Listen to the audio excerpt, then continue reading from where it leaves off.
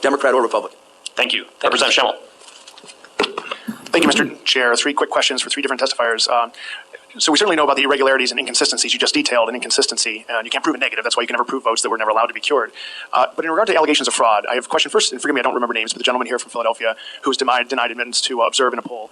You described being denied the ability to get into a polling place. Did you seek to be admitted to any other polling places and were also denied? I could have gone to other polling places where I heard there was problems, but we decided to move on to other problems. What was her name? I was actually at her polling place that when she was being totally harassed. I was one of about 5-6 guys to stop the harassment. So there was no polling place that you sought admission to in and around the city of Philadelphia that just allowed you in when you displayed your orange card? I probably could have gone to that entire ward and had the same problem. We went out of that ward because there was other problems going on that day. Okay. Next question for a gentleman next to you, from the attorney from Florida. You were observing polls and the processes in the city of Pittsburgh.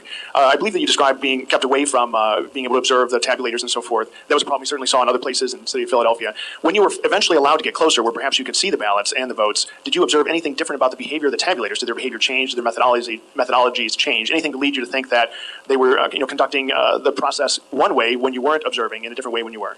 In the first instance, we were never really able to get, there was only one element of the process where we were able to actually get reasonably close to see what a tabulator was doing, and that was with overseas and military ballots. When overseas and military ballots come in, they come in a different format that's not readable by the machines, and so there's a individual that takes the ballots and then keys in the votes for the voters. And of that group, we could see about 3 or 4 of those people doing that transposition of those ballots. Beyond that, and that was for a very short period of time. On actually Friday evening, Friday after the election, they were beginning to tabulate overseas and military ballots.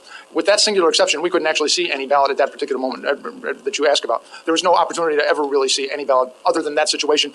And there was one worker that was within, 8 or 10 feet of us at the edge. And we did, in fact, see him do 35 Biden military ballots all in a row, which we found to be kind of curious. But it did not. What he was doing did equate with the papers that he had in front of him. Okay, thanks. And my final question for Mr. Giuliani. You've alleged fraud within our voting system, and we've heard a lot of anecdotal evidence we have as representatives